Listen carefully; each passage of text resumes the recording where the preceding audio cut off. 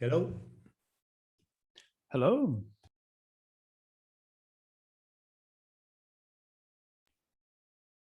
Okay, so welcome everyone. This is December 7th, and this is the working group for the object storage. Oh, let me go to today's agenda. Okay, so let's keep going through the action items that are in progress. So Matthias is not here, so I can give an update on describing the current status of the object storage. Oh, good progress. I think good progress. We are in a, we have these big tables where we are still documenting some of the use cases. Top of my mind, there were some, let's say, not necessarily obvious requirements that came out of this. I'm thinking about the encryption requirements for Terraform, as well as, I need to still go through all of them. Some of them are quite special, like the live traces. There are some features that are using special cases, as well as we found probably a feature that is no longer in use, but it's still there, still documented, it's still part of the code base. So yeah, good progress there. Where is my agenda? On collecting requirement, I tried to make a little summary of where we are at with the document. Well, let me state this differently. So I think that with what we have here in this document, and so the requirements that we collectively wrote over the past week, and what we have in the list of features, we are in a good place for starting writing proposals, something that we can try to validate and writing some POC of the things that we are not sure about, or even just trying to figure out actually how hard it is to implement some of them, because I'm expecting that we will have different solutions, and maybe there could be something which is technically better, but say too hard or quite impossible to implement, or something that maybe it's a middle ground, but it's easier to start with, or gives us a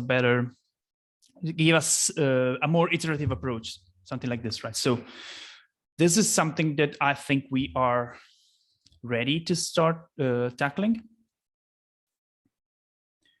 I would like, before going through, I mean, there are questions, please interrupt me, but still on the action items, there is one missing point here, which is understanding if there are some inputs from customer side of things that we should take into account when we're planning the new solution.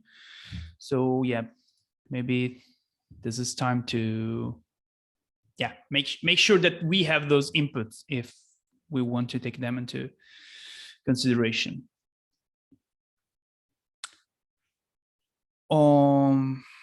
Okay, I have the first real agenda item, which is the making a decision about platform provider support.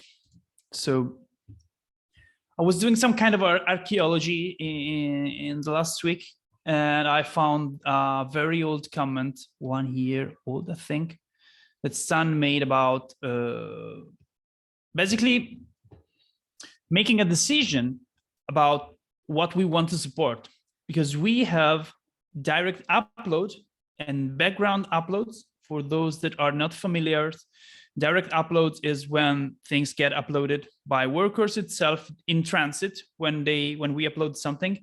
Not every object storage provider supports it.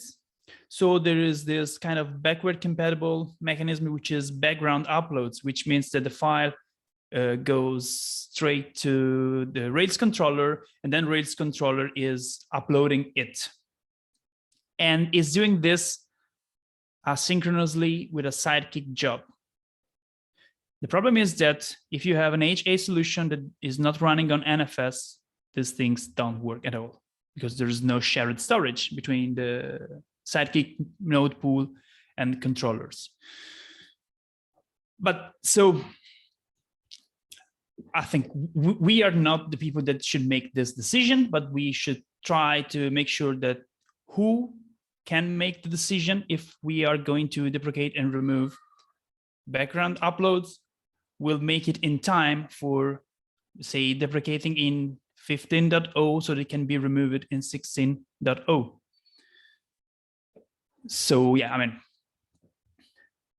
and I think this is probably this is one of the biggest deprecation that we have in the topics of this working group. So it's something worth considering if acting on this now. And I don't have real, I was trying to build another item for today, but yeah. Let me ask one question, because Sure. I quickly pulled the docs for the NFS and I see that the NFS support is already deprecated, and that we claim that the end of life for the NFS support is 14.12, which is June 22nd, year 2022. So it means that if the background upload is still the case, we do not intend to support that past 14.12. Is that correct? I wasn't aware of a strict end of life support for it, so I'm glad that you found it, Gregor. So let me, because I might be misunderstanding, let me paste that link. So I that think that might be only for like Git data. Not 100% for sure. Git data, it's possible. So yeah, but still I remember an issue or I think we never acted on this. That's the problem. So we tried to say, let's remove it. Let's remove it. We removed on GitLab.com, and the thing that you linked, the first section just said it's not recommended. We never made the extra step of saying it's deprecated. It's just say it's not recommended. But I remember discussions about completely deprecating NFS. And I might need to find an issue, but I'm quite certain that we had discussions with customers also about completely deprecating NFS, even though we know that there are still customers using NFS. Okay, so I think this is something worth exploring so that we can build things together. Let's say if 14.12 is the deprecation date for NFS on Gitly, maybe we can try to make a decision, say, can we deprecate it globally by 15.0 so that we can remove this type of complexity from the solution and from the product? Would it make sense to add this to the requirements if it's not there already? I think it's not there in the table you created with the summary. It's not there because it wasn't a strict requirement. So it's worth putting in there and yeah, trying to make a decision on that. Yeah, also, I think what could be useful is to elaborate on this summary of the requirements a bit, because right now it's a table.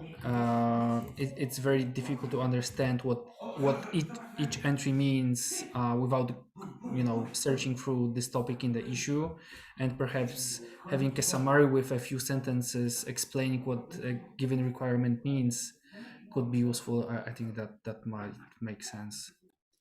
Yeah, I totally agree on that. So I was trying to summarize for another reason, which I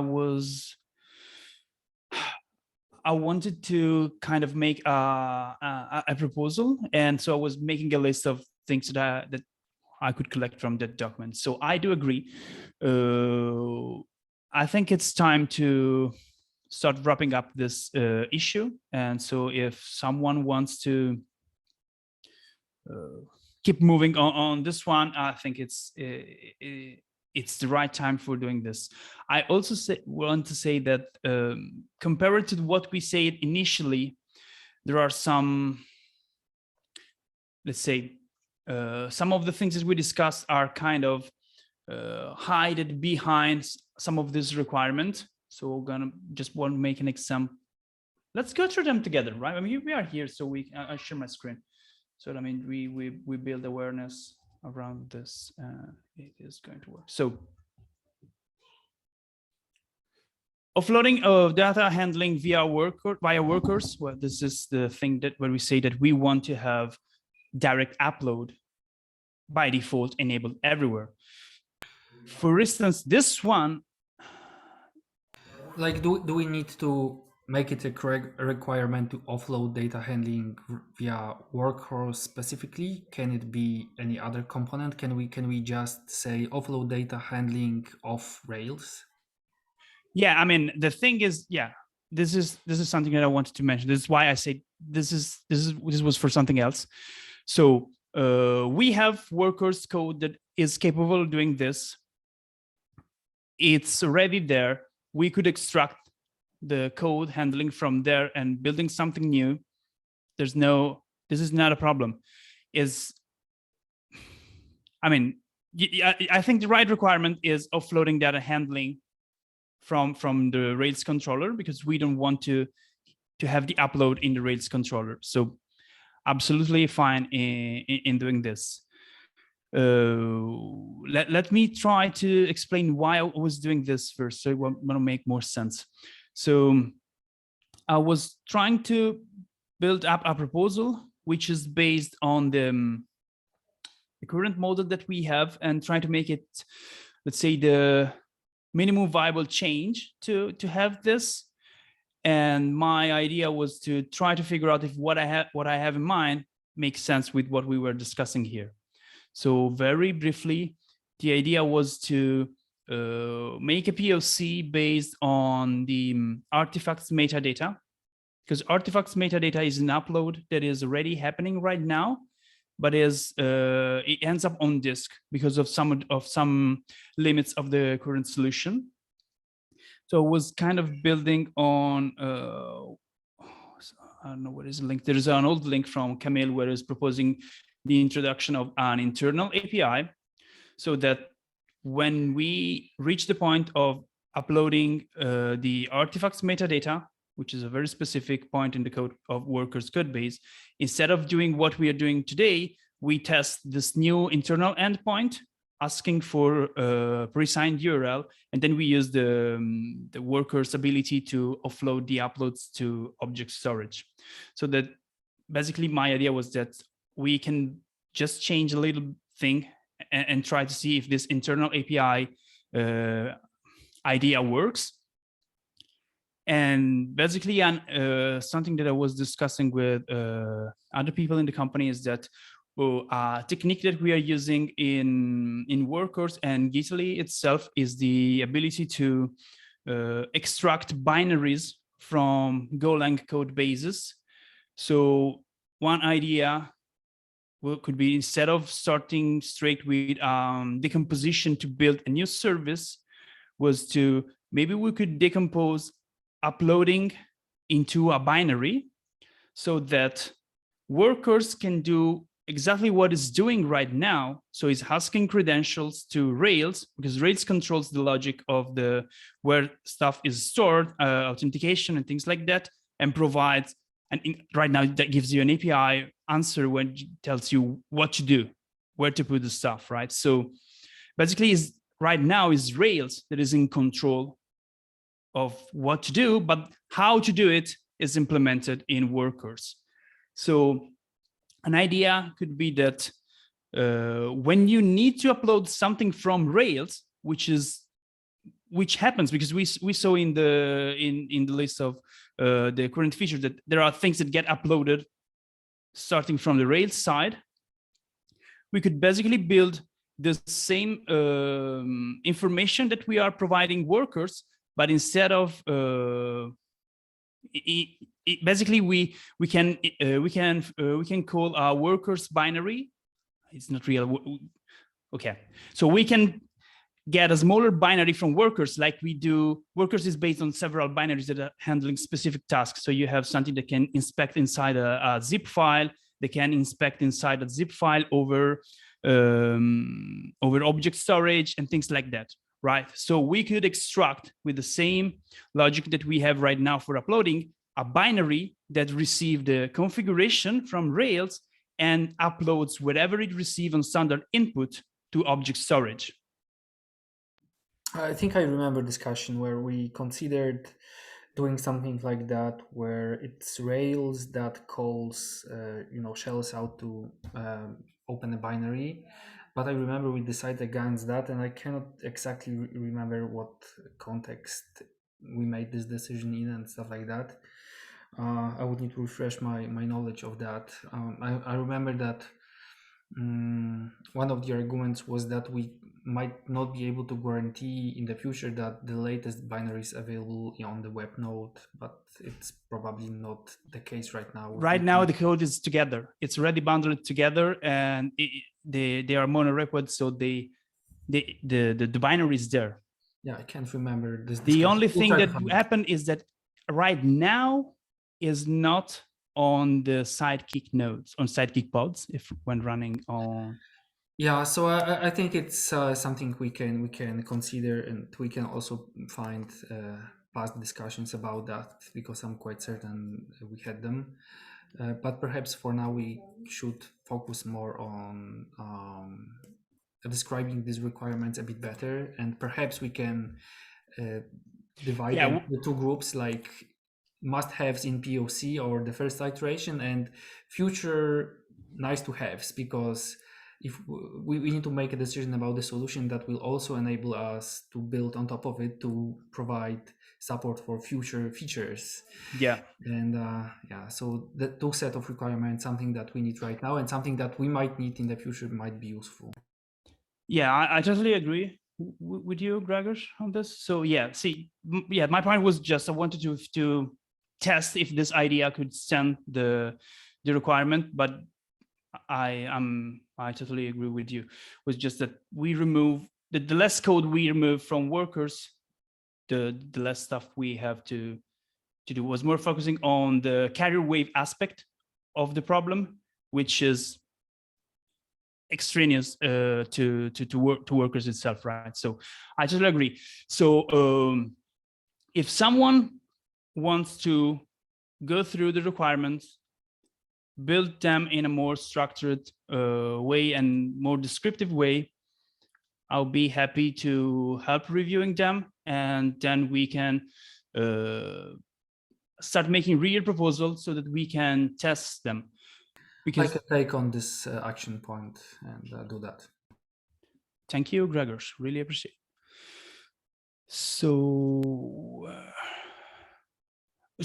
let's go through this items here so that we can just refresh them without just thinking about what they meant. Okay, so offloading data handling via workers means we just want to offload data uploads where is applicable. We said workers can be anything else. We don't care. The point is that uploads should not happen in the Rails controller. That's the thing. Then decouple object path from the logical file path. No more temporary location plus copy. So this is another very important requirement. So right now, when we upload something in direct upload, it gets a temporary location. It's uploaded on object storage. Then there's a finalize call that moves it in the final destination. Let's call it final destination. Now, this takes time. The bigger the binary, the more time it takes, up to the point that it may fail the request. So there were conversation here in this, what is it? It's here in David's proposal. Basically, there is this idea of decoupling blobs from attachment. So when you upload something, you just get a UID or some general, let's say, identifier for the thing. Then it ends up in the object storage, and then you link it with a database level to whatever this upload is supposed to be, so that you can generate the nice path to it by not having to move it around. You just have a link in the database that tells you what this blob in the object storage is. Then obviously this has to be backward compatible with the current solution. We can't really think of just running online migrations that move stuffs around in one go and make this work. So we have to think about what we have right now in the database. There was a request for better documentation. It's quite hard to understand the current status and the current technologies involved in the uploading. But I mean, if we converge to a new solution, that's going to be we could document that one and we are fine. Simplifying the testing metrics for API and controllers, because right now, because of legacy reason, we were trying to require developers to test at a controller level, both uploading on disk, uploading on object storage, and there was quite a complex matrix of requirement, which is no longer, I would say it's no longer needed, because right now we have a middleware that abstract these things on the Rails side. So if you have the file uploaded representation, I don't remember the name of the class, but basically if you have that one, it's fine, because either it was on disk or directly on object storage. These details are tested in that class unit tests. So this was another requirement, as well as we have feature specs that can run tests with workers in line. So when we do uploads, could be a requirement.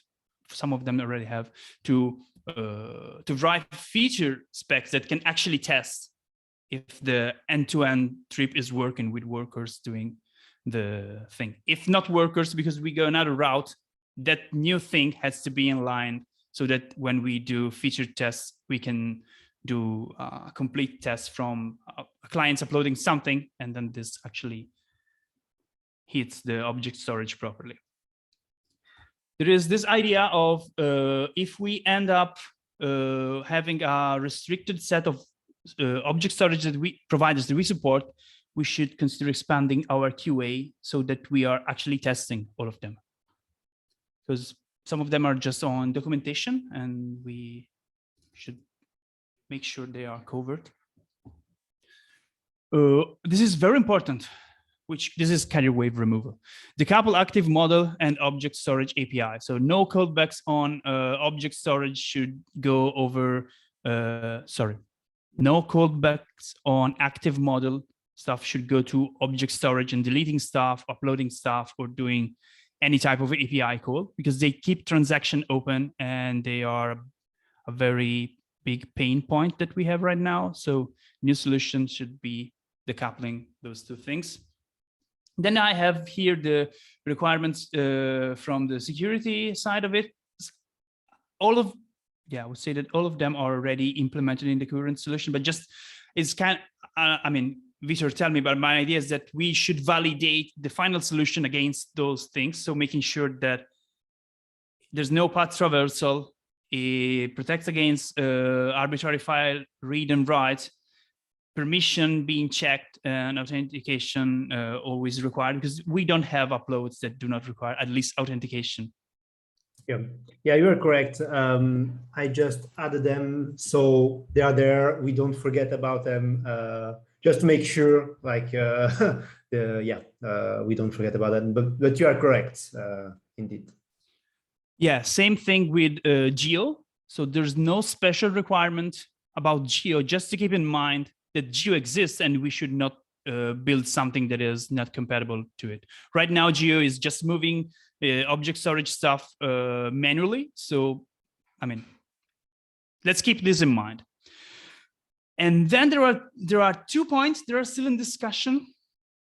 One is this one about the replay attack. So let's discuss this maybe later, because Vitor is here, so we can discuss this. And then there is encryption. Encryption is a specific requirement for Terraform file state, which happens at controller level. I don't think we have a good story for this in terms of using the object storage encryption key instead of doing this in the application.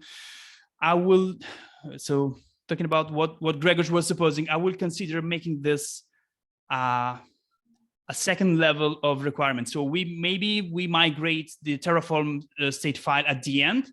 And in the meantime, we try to figure out what's the best way forward for this. Because if we restrict the number of object storage provider we support, maybe we can work our way through it and figure out if they meet the security requirements to have, let's say, a globally enabled encryption at the bucket level. And so this is no longer a problem. If not, there is new Epic recently mentioned about mobile code signing architecture. Darby is working on that. It also involves some amount of encryption. Right now, the plan is to actually store the keys, initialization vector, and stuff like that on the Rails side, and to encrypt it somewhere, presumably in transit. I don't know where and how, and store the encrypted blob in the object storage. So this might be also important to keep in mind that encrypting data in object storage might be important, and presumably it should be object store agnostic, so should work with everything. But yeah, that's an important requirement in my opinion, and not sure if that should be in the level 1 or level 2 requirements. Yeah, I do agree. I mean, let's keep this in mind. Let's explore what we can do, because if we want file level encryption, we can just build an encryption pipeline in whatever component is doing the upload. I mean, as we process things, as long as the encryption function does not require, is a streaming function, so we can encrypt as while things are in transit, we can implement this. Okay. So yeah, this was just a rehearsal of where we are at. Sorry, Vitor. Yeah, I skipped this one. The replay attack. So I don't know if you saw my comment. The point is that many uploads, not all of them, are just we implementing the server side of some external tool, already existing tool. In that case, I'm not really sure how protection from replay attack can apply. I think you're referencing mainly the package registries or GitLFS. Yeah, which is indeed correct. They do allow to upload the packages several times, because that's just how it works. And your comment make me think about being a little bit more precise on these requirements, since like we can exclude what we have just discussed, package, for example, and some other stuff that are out of scope for that. I was more thinking about all the other cases where people could just replay indefinitely requests just to try to saturate the storage. And I think we could provide protection against that, because storage it has a cost for us, and I think if we can protect against that, then it's a good thing in terms of solved by storage limits. Like every user that uploads something needs to be authenticated, so we do have some storage limits already in place, and we can use that to prevent saturating the storage. Or okay, there's some controls already then. Yeah, some control is already there. Depending on the type of upload, it can be done up front when the size of the upload is provided within the request. Think about GitLFS. GitLFS tells you up front the size of the package.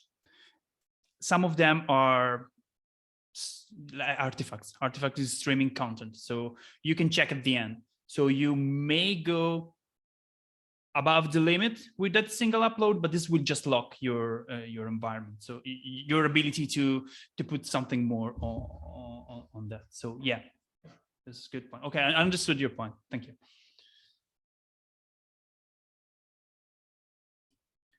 Okay, so we are at time, as well as we concluded going through this. So we have an action item for Gregors. I will try to